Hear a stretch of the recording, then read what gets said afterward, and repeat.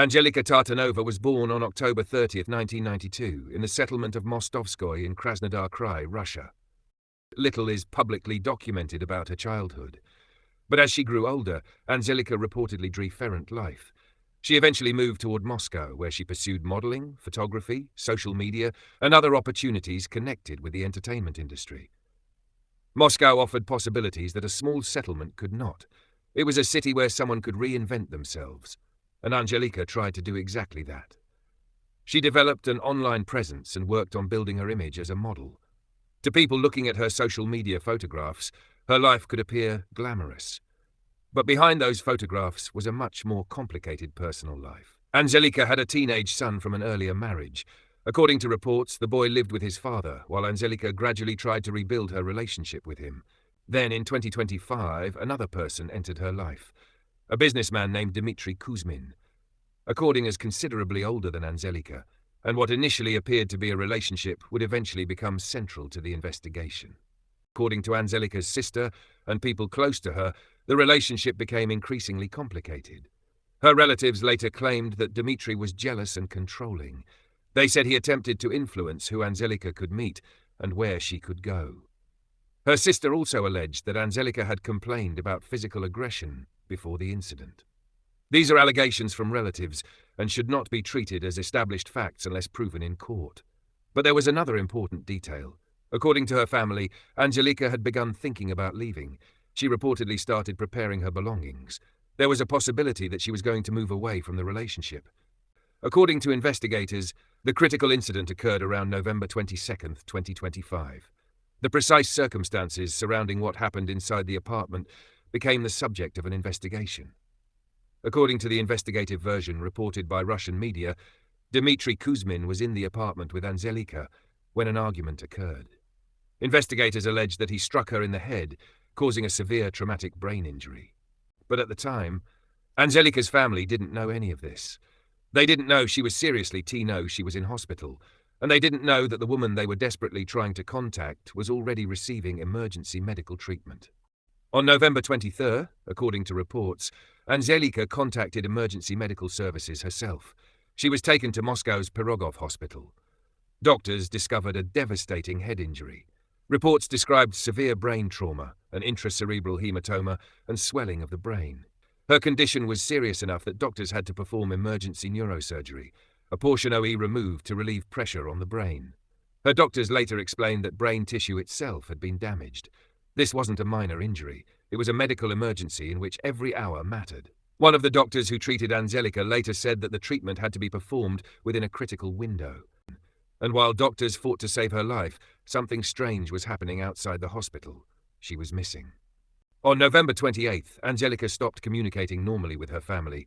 Her sister, Anastasia Beloglazova, became increasingly concerned. Calls weren't answered. Messages weren't answered normally. And then relatives went to Anzhelika's apartment. What they found made the situation even more suspicious. Her phone was there. Her documents were there. Her keys were there. And belongings appeared to suggest that she had been preparing to leave. If she had voluntarily disappeared, why would she leave behind things she would normally need?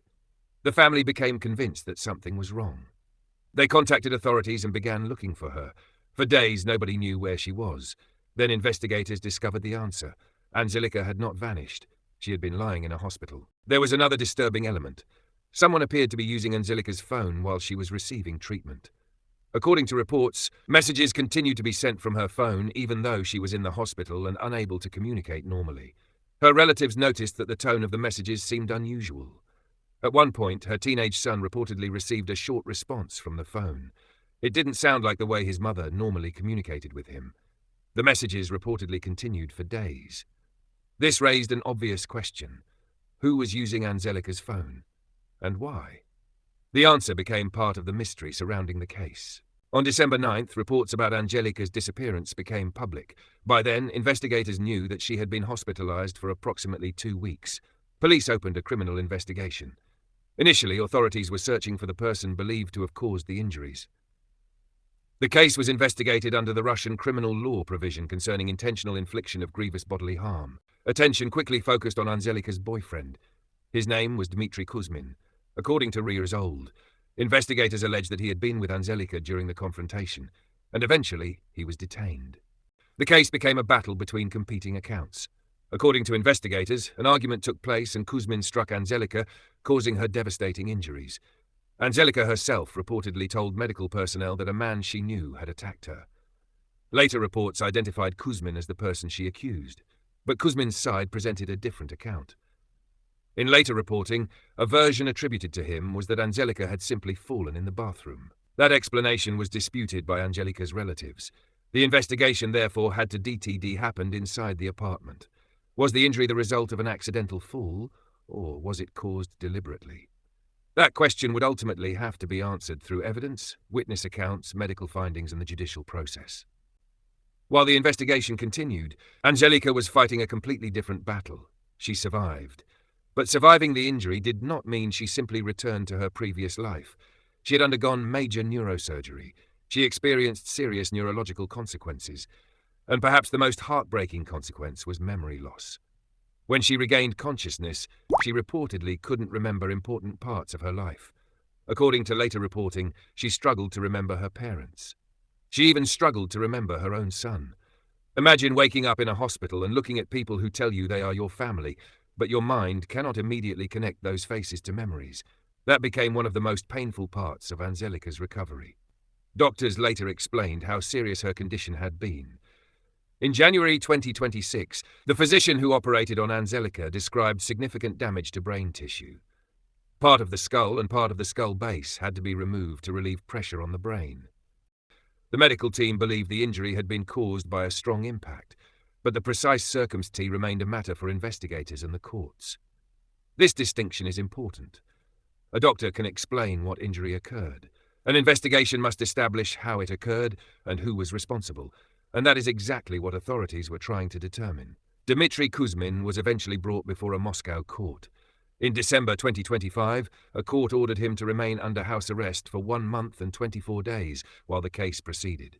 He was being investigated under the serious bodily harm provision of Russian criminal law. Simply someone the public could declare guilty. A criminal investigation and a court proceeding are designed to establish responsibility based on evidence. That distinction matters, especially in a case surrounded by intense media attention. Perhaps the most haunting moment came after Anzhelika regained enough consciousness to speak publicly. She was asked about what had happened, but she couldn't provide a complete account. She said she didn't remember the attack. Her memory had not returned. In May 2026, she appeared again on the Russian television program Pust Govoryat.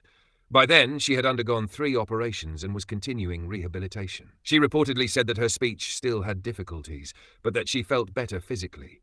The memory of the incident, however, still had not returned.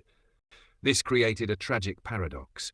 The victim was alive, but the person who MIG described exactly what happened could no longer remember the event.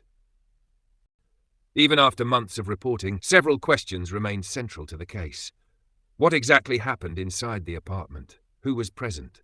Why was Anzhelika's phone being used while she was hospitalized? Why did her family receive messages that apparently weren't written by her? And what evidence would ultimately establish what happened between Anzhelika and Dmitry Kuzmin? These questions demonstrate why true crime cases cannot always be reduced to a simple headline. A headline might say, "Model attacked by boyfriend." But behind that headline are medical records, police investigations, conflicting statements, witnesses, forensic evidence, court decisions, and most importantly, a real person whose life was dramatically changed. It's easy to focus on the shocking parts of a case like this: the disappearance, the hospital, the investigation, the courtroom. But there is another side. Anzhelika was more than a model in a news story. She was a daughter, a sister, a mother, a person with ambitions, relationships, memories, and plans for the future. And the most devastating consequence of the incident may not be something visible on a photograph. It is the loss of memories. The people around her remembered her life. She was forced to rebuild parts of that life without access to the memories that once connected everything together. Her family could tell her who they were, but her brain had to slowly recover the connections that made those relationships feel familiar. So let's separate the confirmed and reported elements of the case. Anzhelika Tartanova was born in 1992 in Mostovskoye, Krasnodar Krai. She later lived in Moscow and pursued modeling and social media work. In November 2025, she suffered a severe traumatic brain injury and was hospitalized. Her family initially believed she had disappeared. She was eventually discovered in a Moscow hospital. Doctors performed emergency neurosurgery. Police opened a criminal case. Dmitry Kuzmin was identified by investigators as the suspect and was placed under house arrest during the investigation. Anzhelika later accused him of attacking her, according to media reports. Kuzmin's reported account differed from the investigators' version, and as of the latest reporting available for this documentary, Anzhelika was still recovering and had not regained her memories of the incident. A life interrupted. Their verdict.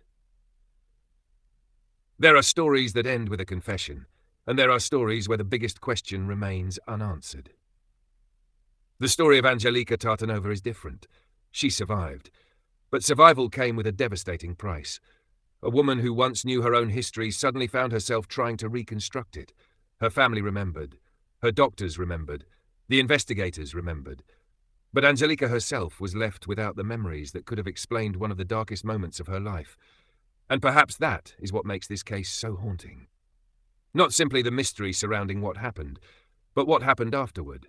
A life interrupted, a family waiting for memories to return, and a criminal investigation attempting to establish the truth.